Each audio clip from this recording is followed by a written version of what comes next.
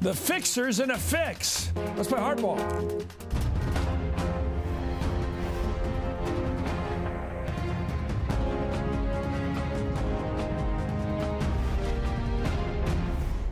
Tonight, the tourniquet is tightening on Donald Trump. His right-hand man, his fixer, Michael Cohen, now in a fix himself, may be about to flip. Rather than take the fall for the man who's cut him off, Michael Cohen could be ready to tell what he knows, from payoffs to women to deals with the Russians. The president, who's made a new friend in Singapore, now sees an old friend saving himself from Sing Sing. Good evening. I'm Chris Matthews in Washington. There are signs tonight that Trump's longtime attorney and personal fixer Michael Cohen may be closer to flipping on the president. Under federal investigation in the Southern District of New York, Cohen is suspected of possible bank fraud, wire fraud, and campaign finance violations. And today, George Stephanopoulos of ABC News was first to report that the law firm defending Cohen will not continue to represent him after Friday of this week. Most explosive, however, is ABC's reporting that, quote, Cohen, now with no legal representation, is likely to cooperate with federal prosecutors in New York. Sources said this development, which is believed to be imminent, will likely hit the White House, family members, staffers, and counsels hard. NBC News has not independently confirmed that Cohen intends to cooperate, but has verified that Cohen is parting ways with his legal team. That rift, according to the New York Times, concerns the payment of legal bills to his lawyers and their relative lack of experience with the federal prosecutor's office in New York. The Times also reports that Mr. Trump himself has told people he is angry at Mr. Cohen over the messiness of the situation. But the president has also indicated to allies that he is worried that if he pushes Mr. Cohen away too hard, it could increase the likelihood that Mr. Cohen will offer information to the government. Cohen has not been charged with any crimes, and people familiar with the matter tell NBC News he has yet to speak with federal prosecutors involved in the inquiry. Cohen is best known for facilitating that hush money payments to Stormy Daniels to keep her from discussing an alleged affair with the president. Well, last April, the FBI raided Cohen's home, office, and hotel room, seizing, among other things, electronic devices that may contain recordings of his telephone conversations. Today's reporting indicates that Cohen's defense team will remain on the case until this Friday, when they're expected to finish their review of those seized materials. Joining right now is Democratic Congressman Eric Swalwell, who sits on the House Intelligence Committee. Greg Brower is a former U.S. attorney and former senior FBI official. Philip Bumps, a national correspondent with The Washington Post. And Kate Fang is an MSNBC legal analyst. Katie, I want to start with you, because I think you've been watching this Cohen guy for a while now. And he, you know, I was reading For Whom the Bell Tolls the other night, trying to catch up, and they said when they're fighting the fascists that when you have a sad look on your face, be careful. That's the one that's about to switch. That's the one that's about to turn. It's a giveaway. And I've heard that from an actor who's been playing him lately too. What is this? What's going on with Cohen? Can you tell? So there's a myriad of reasons why we're hearing this furor over whether or not Cohen's going to be, replacing the lawyers that are McDermott, Will, and Emery that are currently representing him. I mean, here's the bottom line, Chris.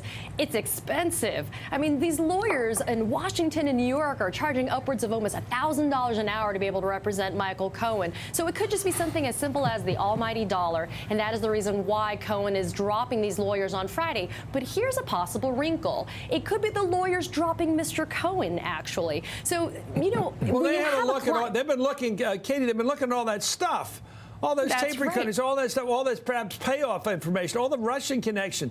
This could be just too much to handle for these people. I don't think it's from a quantitative standpoint it's too much. I think it could be from an actual ethical standpoint that it could be too much. Remember, when you hire a lawyer as a client, you make representations to that attorney. But attorneys have ethical obligations that are higher and beyond a client. And so if Michael Cohen, while his team of lawyers have been going through millions of documents and only a tiny percentage of them have deemed to be privileged, can you imagine what these lawyers have seen? So it could be an issue where the lawyers themselves cannot continue to represent Mr. Cohen because of what they've discovered. Or it could be the lawyers for Cohen have said, Michael Cohen, you need to cooperate. You should take a deal. You don't have an opportunity to really fight this. And Cohen could say, hey, you know what? I'm a fixer. I don't have to take a deal. Who knows? There could be a strategic decision in terms of a no meeting of the minds, irreconcilable differences, as we call it sometimes, when we as lawyers dump our clients. It could be a lot of reasons. We hear it's money. In fact, today, Judge Kimba Wood in that Southern District of New York case with Michael Cohen issued an order, sua sponte, meeting on her own, and she basically said, hey, parties, don't forget, you got to pay that special master her money when it comes due. So who knows if it's related to the money? It could be something more than that. But we do know that today Michael Cohen was in California meeting with his lawyers in the Stormy Daniels case. So it's not just this Southern District of New York case that Michael Cohen has going on. He has defamation, Stormy Daniels, and the Mueller investigation. Petty or Grant, let me go to Congressman Swalwell. Is this a case where the hardball being played by Mueller is going to pay fruit? They're going to get information from Michael Cohen. He better start talking soon, because the longer he waits, the more they question his motivations to cooperate. But Chris, what do you mean by that? If he switches now, is it too late to be credible? No. And there are people who've done very bad things who can still be honest about what they saw around him. Happens all the time. We prove a lot of cases Valachi doing that way. Yeah, it happens all the time. Right. But Chris, take a step back here. The president has a fixer. Innocent people don't have fixers. The last president who had a fixer, he didn't fare so well. And so I think this guy knows a lot. Who was the last president of a fixer? I think it was probably Richard Nixon, right? Yeah, okay. Yeah, didn't fare so well. So he's seen a lot. He knows a lot. If he starts talking, I think the president's in real trouble. From what we saw in our Intelligence Committee investigation, what little we saw about Michael Cohen, he was all too willing and eager to work with the Russians. It's just the Republicans were all too unwilling to learn more about his bank records, his travel records, and his phone logs.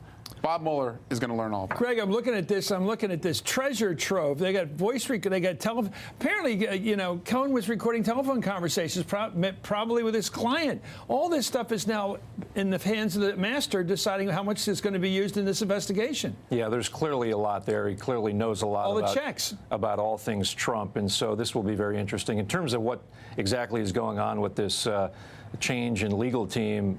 Time will tell. What will be telling, I think, most telling, is who he hires next. If he hires a high-priced, first-rate legal team, we know that he's serious about fighting this, or he's serious about cooperating and wants a team who can cooperate effectively with the U.S. Attorney's Office in the Southern District. So we'll see who he hires, and that'll tell us a lot. You might go for Brendan Sullivan here in town. Go for the big time. Anyway, Cohen's cooperation could pose a number of possible dangers for Trump. When it comes to the payoff to Stormy Daniels, the president first denied knowing where the money came from. That is until his lawyer, Rudy Giuliani, revealed it had come from him. Do you know where he got the money to make that payment? No, I don't know. They funneled it through a law firm. Funneled through a law firm, and the president repaid it. The president paid it. Well, Cohen could also shed new light on his connections to Russia and what the president knew about those relationships. As we recently learned, Michael Cohen received a $500,000 payment from Columbus Nova, a company connected to Russian billionaire Viktor Vekselberg, who reportedly is close to Vladimir Putin. We also learned that Cohen's efforts to build a Trump Tower in Moscow went on far longer than he had publicly acknowledged, at least until June of 2016. And that means, of course, Trump was trying to build a hotel over in Russia, get some Russian rubles at the same time he was seeking American votes. That's complicated. And then there's that story from McClatchy last April, a couple months ago, that appeared to corroborate part of Christopher Steele's dossier. The report that the special counsel has evidence that Michael Cohen secretly made a late summer trip to Prague during the 2016 presidential campaign. NBC News has not confirmed that reporting. I've got to go to Philip on this. Philip, tie it all together. This guy is a pinata of information, from Russia to women to payoffs to God knows what, and all they got to do is crack them. And it all comes out. You didn't even mention the fact that he worked for almost a decade for the Trump Organization, even prior to the campaign beginning. There's probably no one in Donald Trump's inner circle who knows more about Donald Trump's dealings before, during, and after the campaign than Michael Cohen. Michael Cohen has his finger in nearly every report that's out there that is potentially bad news for Donald Trump. There is a Michael Cohen angle to it. I mean, if you look just at that campaign period, we have on one end of the scale this payoff to Stormy Daniels of $130,000, where there are very likely campaign finance violations that were involved in that. We don't know Donald Trump's awareness of that. Then at the other end, you have the Steele dossier and these allegations that Michael Cohen was central to collusion between Russia and the Trump campaign. Those are unproven in the public eye at this point. We don't know that that's true. But those are the two poles of information just within the campaign period that obviously Robert Mueller and federal investigators would love to know more about. And beyond, on either end of the campaign, he knows all sorts of things as well. How do you think George Stephanopoulos and ABC got this story that he's about to switch, about to go state's evidence? Well, I mean, based on what the story actually says, it suggests that they had someone somewhat close to Michael Cohen. It's not really clear. I mean, it's, but there are certainly these external indicators. Could be the President of the United States? I mean, I wouldn't speculate on that Then necessarily. he might have said to George or somebody, I haven't talked to him. It's just tradecraft here. George was just over with the president. Did the president tell him Michael's about to switch?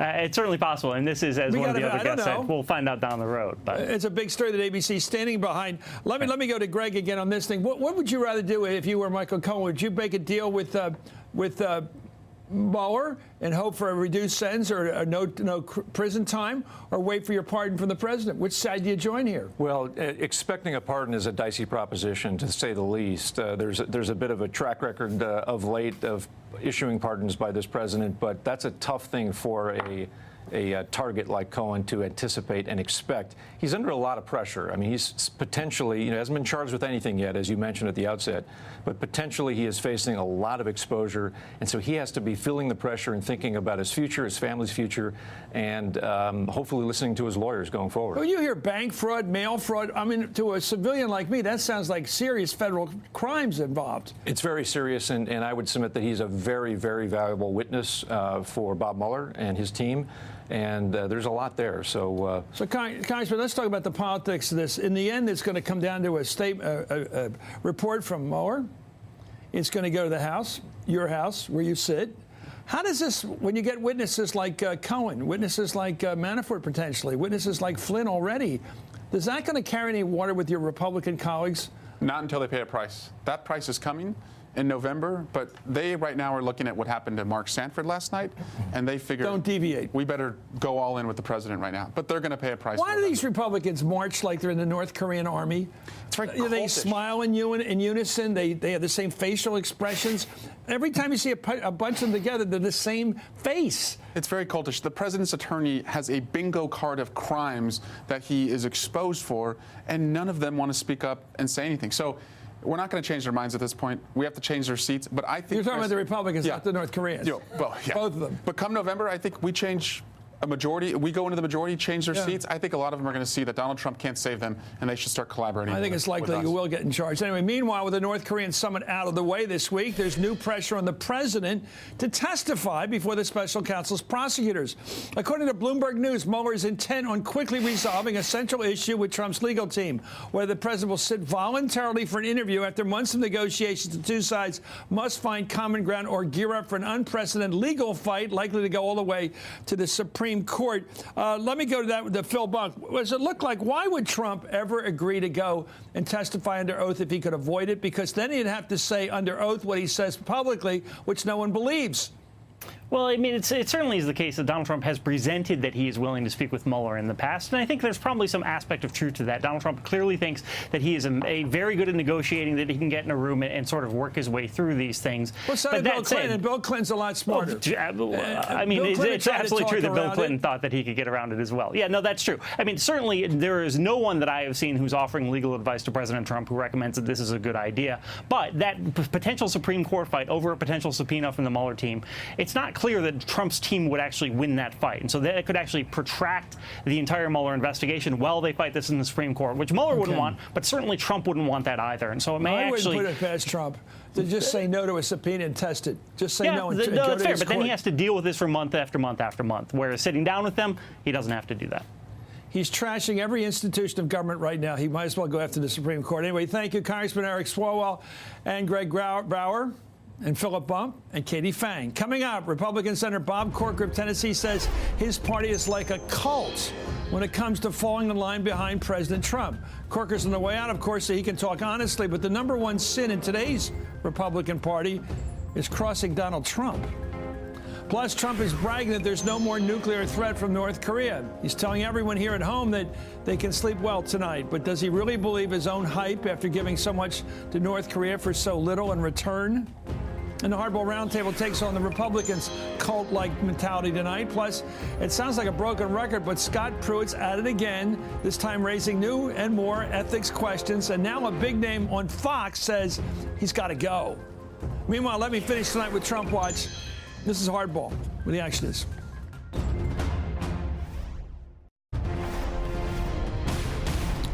Well, the House of Representatives will vote next week on two competing immigration bills. The news comes after a group of moderate Republicans fell just 2 votes short of the 218 needed for a discharge petition. That would have given moderate Republicans the ability to circumvent leadership and force on votes wide-ranging immigration measures, including protections for dreamers. That's what the moderates want. And instead, the House will consider a hard-line immigration bill, as well as compromise legislation that is still being written. We'll be back.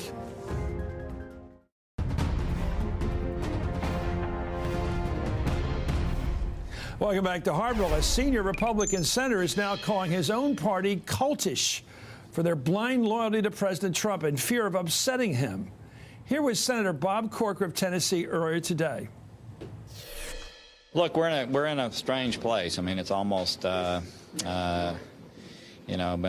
becoming a cultish thing, isn't it?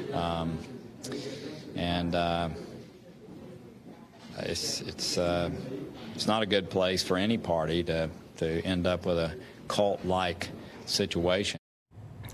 Well, Corker's scathing attack comes a day after he criticized his fellow Republicans for not supporting legislation to prevent Trump from imposing tariffs on some of our closest allies. Let's watch. And a lot of them would vote for it if it came to vote. But no. Gosh, we might poke the bear. It's a language I've been hearing in the hallways. We might poke the bear. The president might get upset with us as United States senators if we vote on the Corker Amendment. So we're going to do everything we can to block it.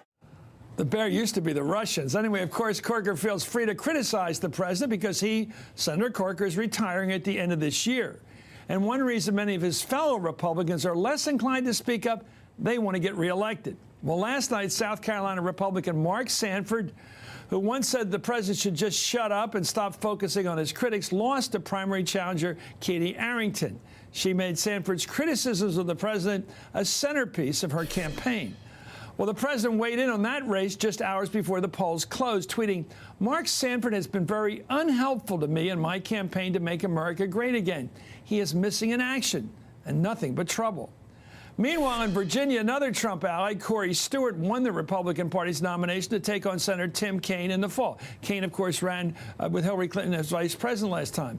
Well, Stewart has a history of promoting the birther conspiracy theory about President Obama.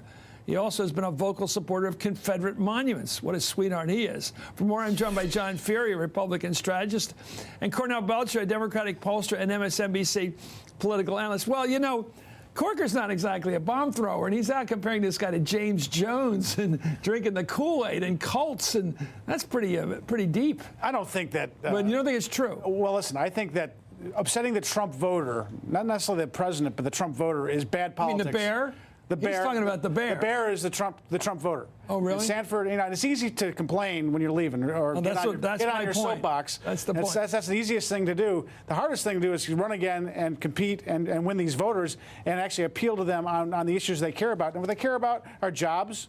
They care about national security. They care about rising wages, right, and they care about immigration. And Mr. Corker is leaving, and no one cares what he says. Well, you're making this point, Cornell. I think John just made the point. The only guys free to speak their minds are the ones leaving. Right. Well, look, there is something different about this president. What we're seeing that certainly Bush didn't hold the base of the Republican Party this way, and as someone who worked for Barack Obama, let me tell you, he certainly didn't hold the base of the Democratic Party this way. There is something very different that's going on here. And I mean, he said it himself. Trump said, "I can stand in the middle of Times Square and shoot someone. I wouldn't lose any support." So there is something textually different with Trump than what I think we saw from Bush and Obama. But the question for me becomes, can you be the party of Trump? And I think Speaker Boehner's got it right. This is Trump's party now. Can you be the party of Trump and also be the party of Middle America? Yes, you can do very well in these primaries, but I can tell you right now, the Republican they nominated to take on Virginia is way out of line with Virginia. And I think is he still a birther, this guy? Well, aren't you once a birther? Aren't you always a birther? Well, I think right? Trump switched. I think if you look at Corey, I think if you look at Corey Stewart, he had pretty big name ID, and the guys he ran against, no one had heard of before. So that actually helps. Can you run in the Republican Party this November without Trump's blessing? I think it's awfully difficult to run against Trump in any way and win anything in the You're proud of this party? Listen, this is the party. Are you proud of this party? What I'm proud of is very low unemployment. I'm proud of. Are you proud of your party? I'm always proud of my party. I think my party. My party, right or wrong? I think my party is representing its voters very effectively. But what's the party, right? Is this the party of Bush and Reagan, or is this now the party of Trump? And I think, and by the way, and listen, I don't have. I've never seen anything like this. Your party was good on trade. It was a free trade party. It was good on deficits. It was always for part of fiscal responsibility. Trump just comes in and changes all the rules, and you guys say yes, sir. And law and order. You guys say yes, sir. You say yes, sir. You're proud of that? I think that the evolution of trade has been pretty substantial over the last 20 years. Look at what Rob Portman did. He was USTR trade ambassador. When he ran for re-election before Trump, he talked about steel. He talked about the importance of steel. You just told me that anything Trump wants, he gets. Well, I think right now he is. Well, that's not exactly principle. He's extremely popular. Where's the principle? And I'll do anything the boss tells me to do. He's extremely Where's popular. the principle in that? There's no principle there. Anyway, during his concession speech, Congressman Sanford, who's looking pretty good actually, defended his past positions, like down in Buenos Aires. Let's watch. There's been too much made of, are you for one personality or against it? What we're about as a nation is not being for or against one personality. Again, we're a nation of laws and not men, as the Founding Fathers said. And I stand by that belief, though in this case it may have had significant electoral consequence. Yeah, he lost the primary. He's not going to be a congressman anymore. Sanford's opponent, by the way, Kate Arrington, had backed Senator Marco Rubio during the 2016 presidential election. Last night, however, she declared the Republican Party of Trump while attacking Democrats who stand in the president's way. Here she is. They believe in higher taxes, bigger government, fewer jobs, and that's the problem. It's the job of Washington to fix it. We are the party of President Donald J. Trump. Wow, there it is. Well, there's no doubt about it. I mean, if you look at these primaries, but also you look at all the popularity ratings, Trump has about 90% approval rating with the Republicans, which is pretty high. I think the only guys taking on the president right now are going to be Michael Flynn, probably Manafort, and probably Cohen. I don't think they're going to take on them. Anyway, we'll see. Thank you, Ferry, for being in the barrel one more time. Thank you, Cornell Belcher. As I mentioned earlier, Virginia was one of the 5 states to hold a primary last night, and come the midterm elections, the state is expected to host one of the most closely watched congressional races in the country. Last night, Democratic State Senator Jennifer Wexton beat out 5 other candidates for the right to take on Republican Congresswoman Barbara Comstock in Virginia's 10th congressional district. Comstock, of course, is viewed as one of the country's most vulnerable House Republicans and one of the toughest incumbents. Hillary Clinton won that district by 10 points during the 2016 election. If Democrats have any hope to take back the House, the path goes directly through the 10th district in Virginia. For more, I'm joined by State Senator Jennifer Wexton, who won 42%. Very powerful senator. Thank you for coming on tonight. Let's talk about you and Barbara Comstock. Comstock is one of these tough incumbents. They're survivors. How are you going to knock her out? Well, I have deep roots in the district and a record of winning tough elections and then delivering for my constituents once I'm elected. I think those things really resonate in the district. Barbara also is out of touch. You know, she says one thing and does another. She represents. How about guns? Talk about your guns difference. Absolutely. I mean, that's a big area of contrast. Barbara Comstock has an A rating from the NRA. She's one of the top recipients of money from them, despite having been in Congress for only a short time. I, on the other hand, have been fighting for gun safety legislation in Richmond for years. And I'm going to continue to do that on the trail and in Congress. Okay, what about immigration? Talk differences. What's the difference in you and the incumbent Republican you have to beat this November on immigration? What's the difference? Well, we live here in Virginia 10 in a very diverse district. We have a big Muslim population, and Barbara Comstock was silent when Donald Trump started the Muslim ban. We have a big international airport, Dulles Airport, in our district. I was there along with many members of Congress, other elected officials, and hundreds of people from the district protesting, and lawyers, and Barbara, not a peep. What about this MS-13 thing that Trump keeps talking about? MS-13, the gang from Latin America. Is that a danger that you're not facing up to? Let's talk about it. Republicans want to equate MS-13 and immigration. They want to conflate those issues. They did it in 2017 in our statewide elections, and it failed miserably. Voters are smarter than that, and they really don't respond well to this race baiting and fear mongering. I think what's really important are things like the fact that Barbara Comstock is refusing to sign on to the discharge petition for DACA protections. Yeah. You know, she is, and rather than take a stand on something, she stands for nothing. Do you want Trump to come in the district and campaign against you? Would that help you? I don't think anybody can control what the president does. Give me a word for him. Divisive. Senator? Huh? Divisive. Yeah. Can you go any further than that? I mean, You're running against this guy. Go ahead.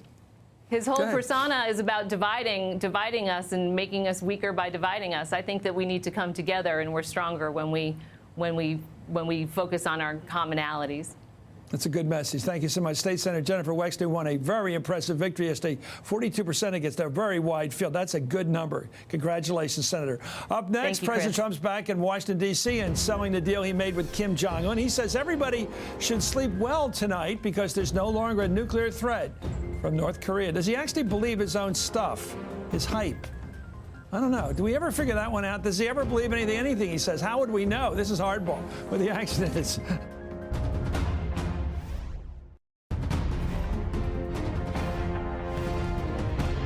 Welcome back to Hardball. President Trump returned from his summit with North Korean dictator Kim Jong-un and immediately went on become a salesman for the guy.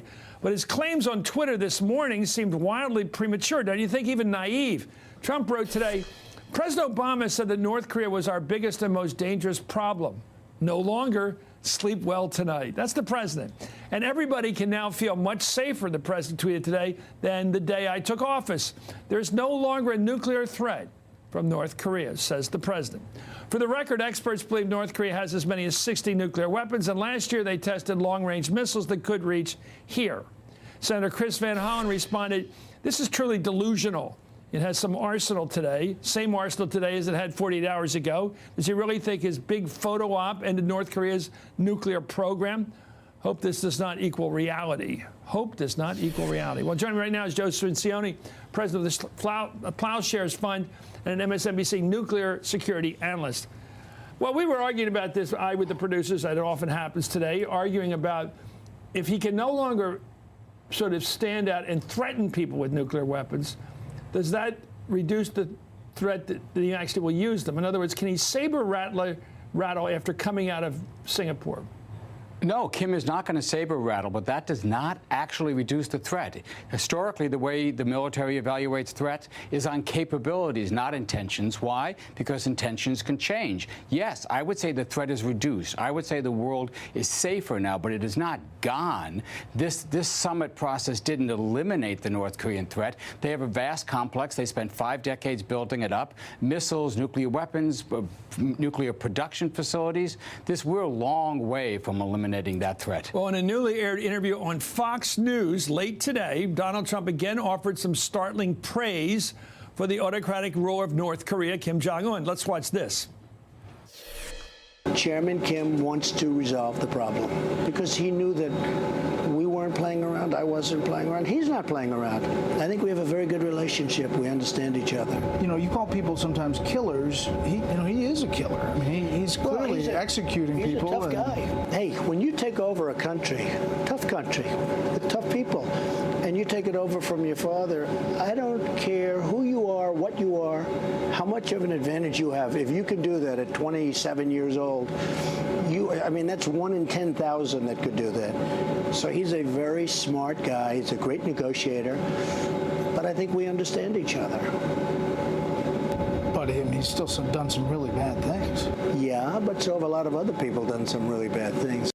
What in the world does that mean? That is Michael Corleone, right, of The Godfather 1, when Kay says something about senators. Well, senators kill people. Yeah. He's talking like we're as bad as he is. Right. This is Why does he say that about this country, our country? The far right has, and many other people have long denounced this kind of moral equivalency. Yeah. Well, everybody does bad things. No, they don't do things like this. They don't. Who's the last president to poison somebody in an airport? Who's his half brother? And his uncle. He kills his uncle. He kills his uncle. 3 300 people. He's not. Presidents of the United States cannot knock people off. Right. So what's going on here is two things. One, he genuinely admires tough autocrats. I mean, it's very clear who he likes. Dictators, ruthless thugs, people who can run a syndicate, right? And the second thing is he's doing a sales job. He's trying to draw Kim in. I'm going to love you. Come with me. We can be friends. Just agree to what this paper I've. So he shows us. He puts a movie together for the president. Anything that works for me. He shows a movie of how North Korea is going to flourish and become some happy hunting ground for travelers and tourists and young couples. It's going to be the home for whatever. What's that about? Let's take a look at it here. But they showed him a flashy 4-minute video produced like a fake movie trailer showing how great it's going to be. The White House said the National Security Council actually put this together. Look at this. Majestic look at the future of North Korea. Look, symphonies, science, everything. Look at this. The two of us together, right, on the road. Ski Don slopes. And Kim. It's amazing. Anyway, it's meant to convince the North Korean leader to end his country's isolation. Let's watch part of that video now. Destiny Pictures presents a story of opportunity, a new story, a new beginning, one of peace. 2 men, 2 leaders, 1 destiny. Will this leader choose to advance his country and be part of a new world? Be the hero of his people? Will he shake the hand of peace and enjoy prosperity like he has never seen? Well, there's the luge there and cigarette boats and all this future. I was thinking, is it going to be like Club Med over there now? Well, is that what he is talking about? Their beachfront properties and how good they're going to be for resorts? He's talking to a thug, to a communist. And talking about condos and developments, maybe a Trump Tower in Pyongyang. Hasn't quite mentioned that yet, but you know that's the next move. This is like the film you see in a timeshare office. Yeah. This is a real estate salesman's con job. Look at how your family could be here in this beautiful world. Just sign on the dotted line. That's what he's doing. See how they're going to put the water lines in and the sewer lines in and all that? It does remind me of, what's like an old movie with a bad guy. What's the one about? I was sorry about the real estate movie. Anyway, thank you, Joe Stranciano. I'll think of it in 5 minutes. Chris. Anyway, up next is the Republican, Glenn Boss. Anyway, the Republican Party becoming more like a cult than a political party. Boy, that's hard news for the Republicans. You're in a cult. This is Jonestown. The Hardball Roundtable sticks with us. Plus, Scott Pruitt's at it again. First, we learned he wanted to land his wife a Chick-fil-A franchise. Now there's reporting that he enlisted EPA staff, people working for the government, to go find donors to find her a job. Well, he's using his people, isn't he? Is he going to last? You're watching Hardball.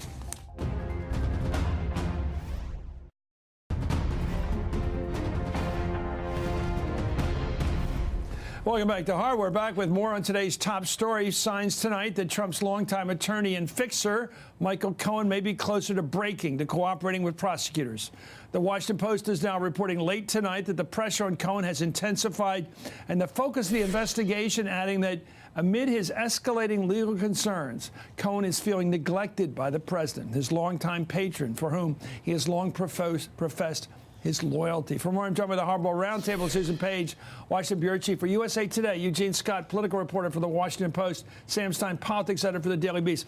Susan, it begins to look like a mob movie. You've got the guy in there, Johnny Five Angels, you know. Remember him, Johnny Five Angels, you know. He's caught. He knows the mob's after him. He's got to go somewhere. He's ready for witness protection. Family dynamics are a complicated thing, especially when you're paying lawyers these big fees, you're out of money, you're under pressure, you're being investigated on 2 fronts. And where's Daddy? And are you alone? It's that's a perilous for Michael Cohen, kind of perilous. What is stopping? Kind of perilous for everybody else. What is stopping the president, who has proven lately his willingness to say, I can pardon anybody on earth? And I've been doing it. Give me Muhammad Ali, who doesn't even need a pardon. I'll give it to anybody. You know, Jack Johnson. I'm just thinking of stuff here. Why doesn't he just do it? Nobody's explained this to me. Get this guy out of the way. Give him a total pardon for life, like Jerry Ford gave Dick Nixon, and walk away from the trouble. Well, he may end up doing that, but I think there's been some concern that Trump isn't as loyal to Michael Cohen as Michael Cohen is to Trump. Perhaps this was a very one-sided friendship, and maybe that's what Cohen's seeing and feeling right now.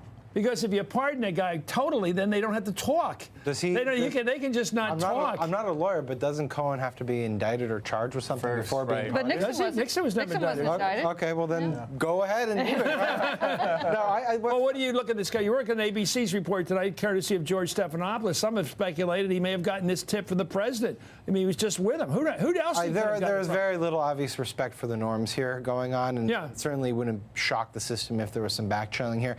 What's striking to me about all this stuff is sort of the context in which it's taking place, where the assumption is that if Cohen flips, it will be a catastrophe for the president. There's a line in this Post piece, a prospect that they see as potentially dire. The only reason you would see someone flipping as potentially dire is if there were guilt there. Yeah. And this seems to be the pretext for basically everything, which is we have to keep this guy away we keep hearing about mail fraud and bank fraud. Why would you have to pardon someone and keep him from flipping unless he knows something? Right. Well, that's right. Well, don't you assume it? I mean, at this point, Rudy was out there. Rudy Giuliani was talking about this sort of MO with the president. When he wasn't president, if he had a girl situation, a woman situation, there was a method for dealing with that. He had this regular draw of $35,000 a month. Yeah, there's he basically laid it out for us. Rudy did. I don't know why he did, but he did. Well, I'm sure that wasn't the best thing that he could have done, but it certainly gave a suggestion that something had happened, and that's, I think, why we also see the president panicking and constantly tweeting saying nothing happened. It's behavior that you wouldn't expect from someone who's actually innocent. But in fairness, he was his fixer before he was a president who needed to worry about some of the optics of things you might fix, right? So Michael Cohen will know things, presumably knows things about previous chapters of Donald Trump's life that may not be the best thing to have. Yeah, but the undertone of this, especially if you're a pro-life president. The undertone of this article, though, is that there are two competing investigations, and the one that is happening about the previous White House experience, previous campaign experience, will feed into the next one. And Mueller is trying to parlay that into getting Cohen to talk about things like this peace plan that he got from Ukraine. You're so sophisticated. Thank you. Anyway, outgoing, putting things together like that. Outgoing Republican senator. I love this phrase, outgoing. In other words, they actually start talking when they're outgoing. They become outgoing. Anyway, Bob Corker's calling out his fellow Republicans as being like a cult, like Jonestown or something under President Trump. Let's watch. We have a lot of people who are willing to do the things that they feel are right for our country. We have some who are fearful of upsetting the president. Again, it would mostly be around the leadership. But it's not a good place for us to be. Well, Corker said part of the cultish behavior comes from concerns over getting reelected. Of course, South Carolina Congressman Mark Sanford, who lost his primary last night after poking the bear, told the Washington Post today that Republicans don't want the tweet that I got last night. There's no motivation like self-motivation, Gene. Yeah. They don't want to. This guy, Roosevelt, couldn't get rid of people. He couldn't purge them when he tried in '38. It wasn't doable in the old. They made the Democratic Party a little more loosey-goosey, but they don't take orders like the Republicans do. Well, right now, I think they're seeing that the voters are with Trump far more than the voters have been with Congress, and they're just nervous and they're afraid. And I think what's been interesting to me... Don't they want a local person to be a little bit independent? Answer no, not at all. We haven't seen that at all. But I thought one of the things I find very interesting about Corker's words, even Flake's words, is that this personality cult was happening way before what we have now, back when Corker was encouraging people to get on the Trump train. And so I haven't seen a lot of self-reflection admitting what role they played in creating this political Finally, environment. another week, another scandal for EPA Administrator Scott Pruitt. Today, the Washington Post reported that Pruitt had a top aide, an EPA aide, official person, contact Republican donors, people with money, to help his wife, Pruitt's wife, land a job with a conservative political group. Sam...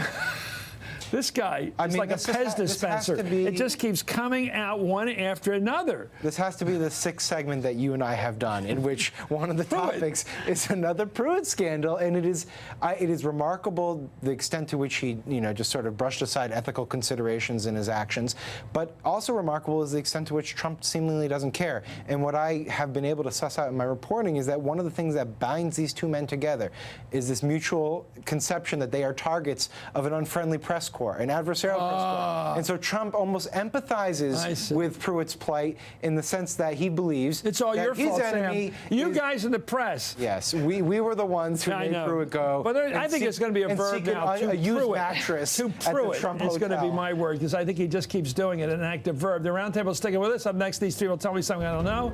You're watching Hardball.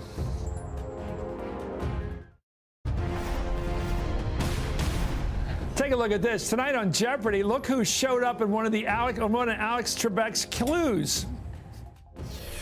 Books for 600. This host of Hardball gives a behind-the-scenes portrait of a presidential brother in Bobby Kennedy. Nick. Who is Chris Matthews? Yes. And the name of the book is Bobby Kennedy. We'll be right back.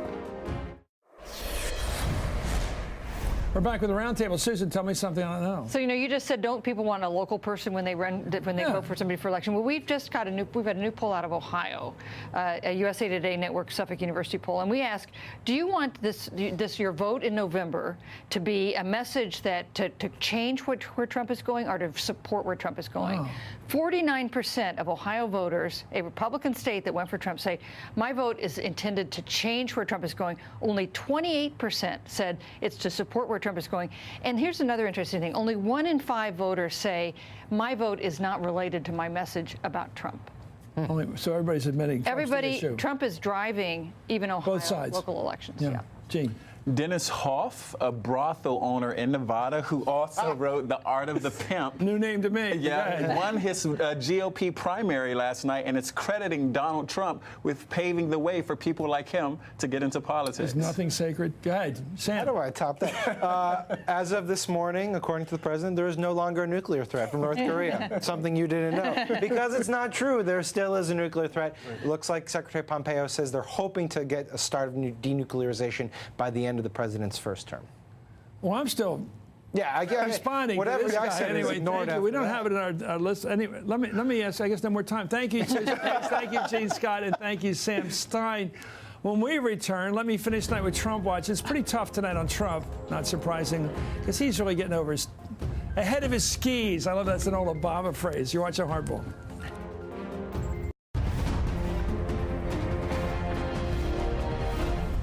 Trump Watch, Wednesday, June 13th, 2018.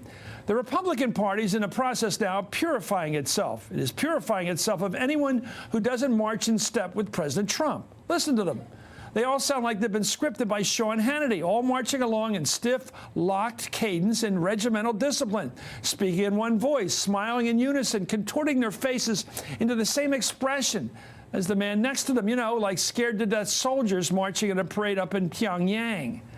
Look at what happens if you get out of step. You're gone, like Senator Bob Corker or Senator Jeff Flake or Congressman Charlie Dent or Congressman Ryan Costello or Trey Gowdy. If you're not in step with the Trump marchers, not in tune with the line from the White House, if you can't lip sync with Sarah Huckabee Sanders, you're dead in Trump's eyes. And none of this has anything to do with what we used to consider Republican values. The GOP stood for free trade. Trump stands for trade wars. The Grand Old Party was proud to be calling itself the party of fiscal discipline. That was before the new guy decreed his $1.5 trillion tax cut. It used to be for things like NATO and the Marshall Plan and alliance building against the enemy. Now it's lunch and communiques and smiles and bromances with the enemy.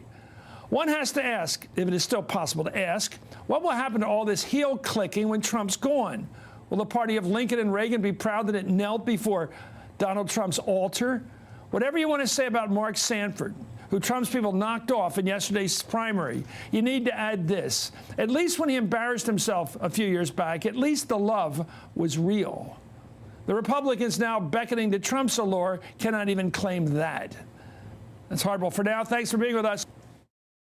Hey, it's Chris Hayes from MSNBC. Every day I come to the office and we make a television show. And every day I think to myself, there's so much more I want to talk about. And so this is our podcast. It's called Why Is This Happening? And the whole idea behind it is to get to the root of the things that we see play out every day. They're driven by big ideas. Each week, I sit down with a person uniquely suited to explain why this is happening. New episodes of Why Is This Happening? Every Tuesday. Listen for free wherever you get your podcasts.